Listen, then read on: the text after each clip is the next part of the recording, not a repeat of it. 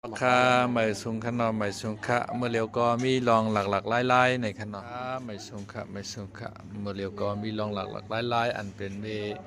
เมปาซื้อเฮาขาอายุ70ปีในขนมไรเสียงกับสุดมนกาเมื่อวันที่5ค่ะเนาะเดือนธันวาคมปี2เฮงเศร้า6ในขนมที่บ้านห้วยไร่นะครับลองหลักไล่ในมีจังหือในเฮาขาแต่มาถามด้วยปลุงค่ะเนาะเอาขาไม่สูงค่ะปลุงเฮาขามาจุงค่ะเมื่อในมีลองหลักไล่สังคาก็ในมือว่าปู่จันเขาดีมาอ้างเอาเมทัลชื่อลงกว่านั้นที่เอากว่าใส่ลวดเนี่ยว่าการมันทำมีนกกะอือลงมามีมากกว่าอยู่ที่นกตังมุนเจ้าขอน่านก็อยู่ใกล้เกมอนเองก็น่าเปิดที่สิ้นที่ช้างก็หลานมันเป็นหลานมันน่ะเจ้าช้างนั่นทำคือหลานยับเอาเลยดีๆนั่นเตียนก็เขาคือหลานมาป่วยในเงินหมายนั้นชื่อดูหน้าเนี่ยมามีอยู่ในกองโค้งหน้าน่ะที่อยู่หรือหน้าว่ามีในเฮือนอ่อนในขนาดมีในเงินอ่อนเนี่ยว่าเมื่อในก็มีหลักๆไล่ๆขนาดในก็เป็นวันที่7ค่ะเนาะยอก็ปุจันเขาว่าเตเอาเมทัลซื้อในเตเอาออกในกล่อมเย็นในค่ะเนาะกล่อมตู้เย็นในค่ะนะเตเอาลงกับไว้เนื้อรถเขียนในค่ะเนาะก็กับว่ารถเขียนเฮาคากล่อมแล้วมาค่ะเนาะมีกาโคตัวนึงค่ะเนาะวินเข้ามาให้แลกัดจับไผตีอันตีสังขาเขาเจ้าฮอตรากันไหนค่ะเนาะมาจับไผกันไรก็รู้มากกันแล้วมาจับไผกันไหนเนาะมางอมกันในนี่อ๋อมางอมเหมือนกันไหนค่ะเนาะกันไหนครับกำในอันเป็นร้านทำไมเงียบกะอันเป็นเจ้าช้างก็มาอูเมาเองขึ้นกับปล่อยแล้วเกินอันดีสิหลุงกำในลูกหลานทำเฮ็ดเฮือนอ่อนออกกับซื้อเฮือนมาหลู่ปันค่ะเนาะกำในนกกาโคตัวในก็เอากับไว้ในเฮือนค่ะเนาะแล้วก็ชื่อกาเกาะป้าค่ะเนาะมาไว้ในเฮือนในค่ะนะอันนี้ก็มันเป็นรองหลักลายอันนึงค่ะวันมื้อในค่ะเนาะเฮาคากับตัวนกกาโคตัวนั้นจอกตึกมีอยู่ในค่ะเนาะกาโคในมันก็สูงยอบไหลค่ะเนาะมันก็เฮงเอาค่ะนะเงเฮไว้ค่ะเนาะกาโคก็กาโคอันนี้มันหลักลายค่ะเนาะในลูกหลานในซื้อปันเฮิรนอันในอันนึงหลายพันฮะก็ไหนเฮิรนไหนร้านซื้อปันหลายพันก็ไหนเฮิรนไหนอันมันก็ชื่อปันได้เป็นลูกใจปลายลูกใจปลายใจอาโลกาใจอาโลกาเนาะกาขันกาคือก็ไหนเฮือนเดว่าใจที่เหลือนเฮิรนอันไหนกาคือก็ไหนกา4,500เนี่ย2,500ไหนขนาดกำในกาโขในอันก็เป็นลานเจ้าช้างในเอามาไว้ในเฮือนอ่อนในขนาดเฮาด้วยจ่องมีเตมีเตค่ะพี่น้องเขาในขนาดในอำกว่าทั้งหลายค่ะในอำกว่าทั้งหลายค่ะเนาะหนูเห็นไหนน่ะกาโขในมันก็เฮค่ะนะเงียบไหลค่ะนะในเขาวนว่ามันก็เป็นเมทัลชื่อค่ะเนาะวิ่งเห็นควันเงาเมทัลชื่อในอาจจะมาอยู่ในขับกาโขในเฮาก็ไม่อยู่ในเฮือนอ่อนในค่ะเนาะในแคปตินค่ะเนาะแคปตินลูกล่างชื่อปันค่ะเนาะค่ะในค่ะเนาะอันนี้ก็เป็นร่องหลักหลายอันนึงค่ะแหละในค่ะนะอันนี้ก็ลังหลักหลายมือสีมองคำในค่ะเนาะวินพัดนาปลุงในมาค่ะเนาะปลุงในเป็นโผเมปาซื้อเฮาค่ะเนาะเป็นโผเมปาซื้อเฮานะครับจากที่อยู่เมืองนำลันในค่ะเนาะ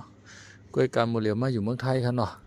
ก็ปูว่าตั้งเมืองนำรันในมันสุกซากค่ะเนาะมันสุกซากค่ะนั่นน่ะมันสุกซากลองเมืองค่ะเนาะมาอยู่ตั้งเมืองไทยเมเท้าก็เป็นเส้นเลือดสมองติดค่ะเนาะลายเส้นกำสุดมนกะเมื่อวันที่5ค่ะเนาะเมื่อป่นมา2วันค่ะเนาะเมื่อในก็วันที่7ค่ะเนาะพอบ่พกวันที่8ก็เตป่นขับโตในค่ะเนาะเมเท้าเสียวค่ะก็อายุ70ปีค่ะเนาะในก็เป็นรองหลักลายอันนึงค่ะรองหลักลายค่ะเนาะเฮาค่ากับตัวนกกาโขทั้งกำนึงค่ะเนาะตัวนกกาโขทั้งกำนึงในค่ะเนาะหนูเนี่ยไปรับค่ะนะตางถึงมือหนูค่ะเนาะตางถึงมือหนูในค่ะน่ะค่ะใบชุงค่ะเนาะพี่น้องก็ไหลไผหันในก็ปันตั้งหันถึงมาไหลในค่ะเนาะค่ะใบชุงค่ะวันที่8ค่ะเนาะเดือนธันวาคมปี2เฮงเศร้าพวกเอาค่ะเนาะเฮาขาดติขึ้นมาตัวนกอันดีคำว่าที่เฮาไถ่ค่ะเนาะจองมียักนะคะเนาะนะคะเฮิรนอ่อนข ของเมทัลสึค่ะเนาะลูกหลานซื้อไว้ปัน 2,500 ในค่ะเนาะมาคำว่าในอันเป็นลูกอันเป็นก็เป็นร้านมันเจ้าสั่งเอามาปล่อยไว้ในค่ะเนาะเมียวค่ะเนาะในคำว่าในเขาเอามาปล่อยไว้อยู่ที่เนือมอนโฮในค่ะเนาะเนือมอนโฮเนี่ยเมียวค่ะเนาะกว่าด้านกว่าเมื่อไรเข้าไรในก็มีเผอหุค่ะเนาะเฮาคากระทานตัวปลุงค่ะเนาะปลุง ไปชงขนมลุงเนาะไปชงค่ะปลุงเฮาชื่อว่าค่ะก็ไหนลุงมินฮะลุงมินค่ะเนาะเป็นโพเมปาชื่อเฮาค่ะเนาะใช่ค่ะอันคำว่าในเฮาคาได้เลยหันกาโขค่ะเนาะครับกาโขในมาจะไผตีหมุนเจ้าเขานางฮอตลาค่ะเนาะแล้วก็เป็นลานเจ้าสางซ้ำเอามาปล่อยไว้ในเฮือนอ่อนได้ค่ะเนาะแล้วก็กาโขอันในอันขึ้นกว่ามื้อไรคันนั่นตำหันมือมันกว่าขนาดหันมือมันกว่าเนาะใช่ค่ะปลุงเฮาก็นอนกันไหนเนาะใช่ค่ะนอนที่วัดได้เนาะอากาศขิงไหลข้าวไหลในก็อำตันหูตันหันคั่นแหละมือ3บ้องได้หันหนูฮะขึ้นนอนนี่ลูกมาก่อมหันลูกมาก่อมหันเนาะอันในก็ใครคือปลุงเฮาซับเลี้ยงในอินคั่นเนาะเป็นรองสังในคั่นเนาะเพราะว่าแต่มันก็เป็นที่อยู่วิ่งเงินฝันเงาในชื่ออะไรไปมาถอมดิกถอมท่ามไปเอาตาหน้ากู้สูบนี่เลยมันเป็นที่อยู่วิ่งเงินมันโจเก็บโจกรรมเลยก็มัดขึ้นกว่าเป็นเจ้านั้นค่ะเนาะใช่ครับอันตีก้นกำพองลูกจ่องปัญญามเปลี่ยนกับ5ลึงเมื่อไหร่มันก็ตีอยู่ในครับตัวสัตว์ดันเมียงเสียเมียวมันก็เป็นจักอยู่มันก็เป็นนกจอกเนี่ยมันก็จะเป็นนกมาเหี้ยมาคือมาเนี่ยแล้วก็มันตีมีขนาดเปิ้นที่เพราะว่าที่ถอมที่ถอมถ้ำเนี่ยก็เปิ้นที่ห้องมานั่นน่ะเขาที่อยู่นะครับมันไหลมาเนี่ยก็มันจังหวะนั่นเลยปกติมันตีมีเพราะมีตั้งสติด้วยนี่ก็มันตีมีมาตัวสัตว์ตันเมียงเนี่ยมันเขาที่อยู่ในครับดูเจ้านั้นสิริมาไปเอาตอนนั้นผู้โศกเขาของที่ถอมถ้ำนี่ที่ไหนก็เขาไล่ถอมที่ถอมถ้ำเขาก็ขายกว่ากุ้ยเขาค่ะงินจอมค่ะเนาะพลุงเฮาค่ะตีซับเลี้ยงนี่ในค่ะเนาะยก็มักก็ เตเป็นสักแตนมาแหน่นกศอกมาแหน่ในเตเป็นเห็เมียวมาค่ะเนาะอันที่เป็นมาในแต่ก็เตกะวิ่งเห็นขวัญเงาเตกะอยู่ใน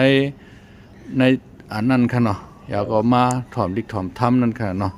เพราะว่าเย้าหย่าเย้าในก็ไล่กู้โสน้ำหมุนเย้าในก็เตขึ้นปอกกว่าค่ะเนาะเตกับพุทธกะเกิดนั่นค่ะเนาะใช่ครับค่ะอินจอมค่ะเนาะลุงเนาะอินจอมในค่ะเนาะคำว่าในทางในค่ะเนาะเอาขาถอมตราตีเตอห้องทำหลงในค่ะเนาะห้องทำหลงธรรมยงวัดห้วยไร่ค่ะเนาะข้าวเตป้ากันเนขึ้นที่คำว่าที่นกกาโขมาจับค่ะเนาะตั้งในค่ะนะตั้งในค่ะ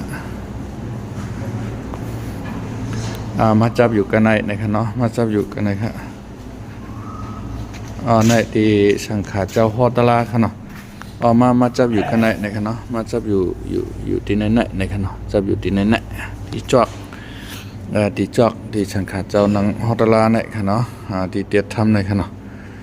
ในก็ขับตัวเมทัลเซียค่ะก็ไว้ที่ในกล่อม กล่อมตู้เย็นในค่ะเนาะก็มันในก็เฮาขาดได้ไล่เอาไผเสียบให้ค่ะเนาะมันจะเย็นไว้นั่นคือผู้เชียงกามเฮาขาป้อเต็มเนาเมียนค่ะเนาะก็แปลว่ามื้อเรียนในมันเป็นกาบคึดกาบปานใหม่เอาขนาดเนาะป้อมือกูปอกแต่เปิ้นได้ใส่ไว้ในกรอบโยๆให้ไหนป้ออะไร3วัน4วันมามันได้เมียนค่ะเนาะเปิ้นก็ได้มียาซ้ำไว้ปันยาเฮกังยาให้มันเนามันเมียนค่ะเนาะในก็ความอันที่เสียบไผ่ค่ะเนาะปากไผ่อยู่ทั้งปุ่นค่ะเนาะเมทัลซีเฮาค่ะก็มื้อเรียนในก็ตึกอยู่ในกรอบในอยู่กำนึงมาป้อละเฮาค่ะก็เดี๋ยวใส่รถค่ะเนาะใส่รถใส่กาพอข้าวยาม12 โมงปลาย1 มื้อนิดกะเฮาค่ะก็เตเอา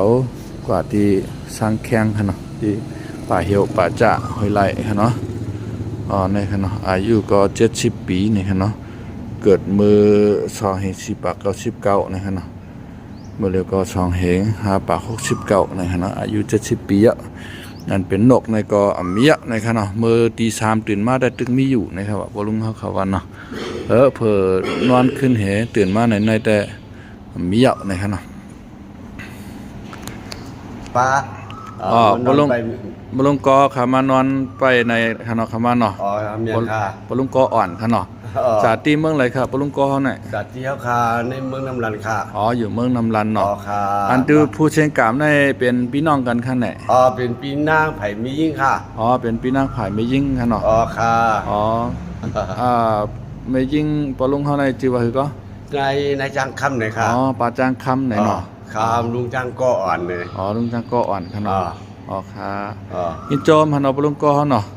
อ๋อค่ะยินจุ่มเหมือนกันค่ะ บ่ลงกอเฮาอันโนกหายกับมื้อไรมันตันฮู้เนาะ ลุงจ้างลูกค่ะ อ๋อหายกับในเนาะ อ๋อค่ะ อ๋อค่ะอินโจมค่ะเนาะ อ๋อค่ะอ๋อค่ะ ครับไปชมครับ อ๋อค่ะเหมือนกันค่ะ